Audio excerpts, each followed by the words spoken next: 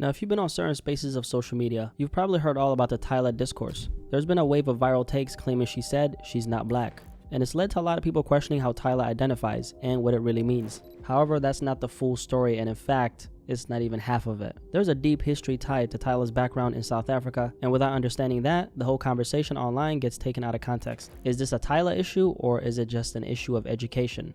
I think it's the latter. Let's break it down. Now, Tyla is a 23-year-old singer and songwriter from South Africa who's taken the music world by storm. With her infectious energy, captivating visuals, and a blend of Afrobeat-inspired pop and R&B, she's quickly become one of the biggest stars in the music industry. But with her rise, a different conversation has taken place over her success, her racial identity. People have been questioning how Tyla identifies, with many believing she's trying to distance herself from blackness. Ever since she blew up, her racial identity has been a major talking point.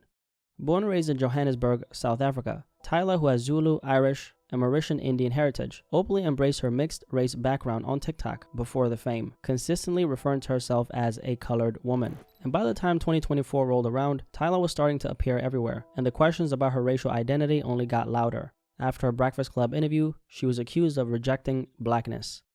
In June 2024, Tyla pulled up to the Breakfast Club, and that interview turned into one of the biggest talking points of her career. Radio host Charlamagne the God asked her about her racial identity. School me on these debates that they be having about your identity as a South African colored person. What does that even mean? Now for Tyla, this was not a simple question because her answer is tied to history, culture, and the way race works where she's from in South Africa. So instead of answering right away, she kind of, did the freeze challenge. She froze for a second, even looked at her team, in the back like, what do I say? And that little pause, that's what set everything off. Now, the clip blew up online within hours, and people were saying that she dodged the question and that she was rejecting her blackness. But was that really the case, or is there more to this moment than people realize? Yes, there's more. In the US, the word colored is offensive. It's tied to Jim Crow segregation, when black Americans were forced into separate schools, bathrooms, and even drinking fountains. But in South Africa, where Tyla is from, colored isn't a slur. It's an official racial category created under apartheid, a system that legally divided people by race. From 1948 until the early 1990s, the South African government classified people into 4 groups: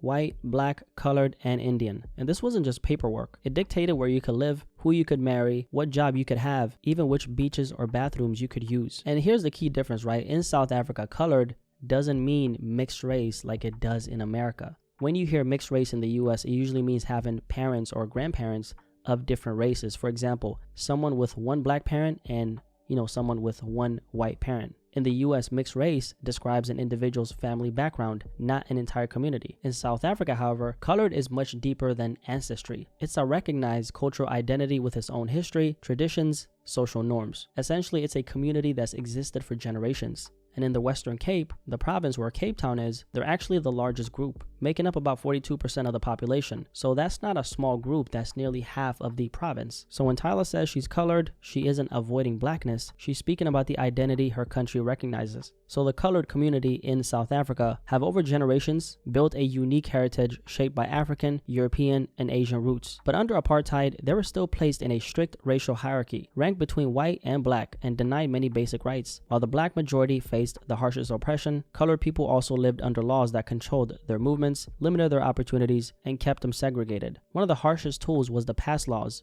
which forced non-white South Africans, especially black people, to carry ID at all times. Without a pass, you could be arrested or forced out of your own city. Entire communities were uprooted into overcrowded townships, tearing families apart. So essentially, it was a system designed to keep people, powerless. But systems built on oppression always face resistance.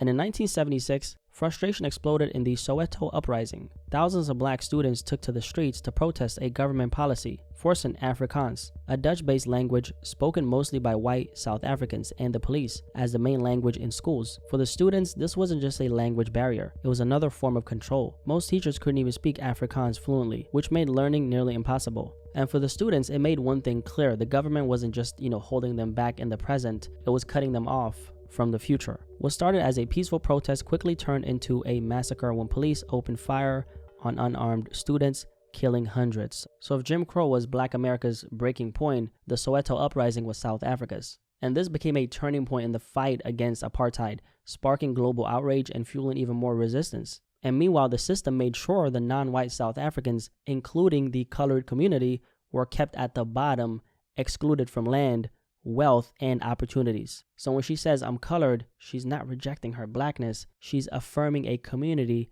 that's existed for generations, one rooted in history, culture, and survival. So colored in South Africa isn't a slur. It's tied to a cultural community that survived apartheid, and for many, it's a source of pride. And that's why the backlash Tyla has faced says less about her and more about how Americans project their own racial lens onto the rest of the world. And for her, obviously, it's very tricky because she's stepping into a world that only sees race in black and white. So the real question isn't about Tyla. The real question is, are we willing to see race outside of the American lens? Now, Tyla has responded to the discourse about her race, and she said the following: all my life, I knew I was black, but I also knew I was colored. So when I went to America and people were like, you can't say that, I was stuck wondering, what am I then? She later explained why she stayed quiet in that viral interview. She didn't want to unpack her culture on a platform built for sound bites, because every time she tried before, people twisted her words and ran with narratives she never said. Now, there's a couple lessons in this entire Tyla story, right? First of all, America doesn't own the conversation on race. The way race is understood around the world, and in South Africa specifically, shaped by apartheid's legacy, is completely different. And, that's the part that most people have missed. Second, the world is so much bigger than America. I mean, the black experience is universal, but it's obviously not one-dimensional. I mean, there's literally black communities all over the world, right? Each with their own history, struggles, and cultures. And that's why Tyla calling herself colored isn't about rejecting blackness. It's about reminding us that identity isn't a one-size-fits-all box, and that the world doesn't revolve around the American lens. At the end of the day, this whole controversy is about education. I mean, people just don't really know what they don't know, and that ignorance is what turns someone's cultural pride into confusion. Too often, people expect others to strip away their identity just to fit in when they come to another place. America in this case, but that doesn't really make any sense. I mean, after all, isn't that what's supposed to, make America great in the first place? Tyla's identity isn't complicated, it's just misinterpreted and misunderstood. The backlash wasn't really about what she said, but about how people choose to hear it. Because instead of trying to understand, people imposed their own definitions and turned a non-issue into a controversy. And that's kind of frustrating because honestly, all you gotta do is you gotta just do a little bit of research. The facts are right there. Apartheid's impact is well documented, but people would rather react before learning. And that brings me to this. Isn't police and Tyla's identity the same thing so many of us as black people have fought against? The idea that someone else gets to decide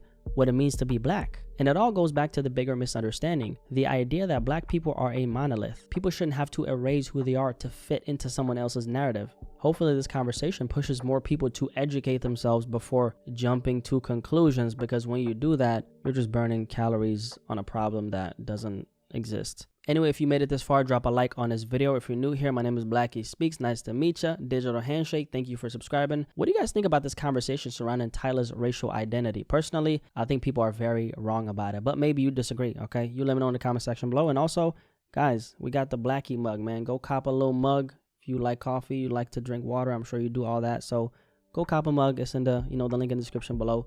Support the channel, okay? But anyway, what you guys think about this Tyla conversation? Y'all let me know in the comment section below. I'll catch you guys in the next video. And yeah, peace. I'm out.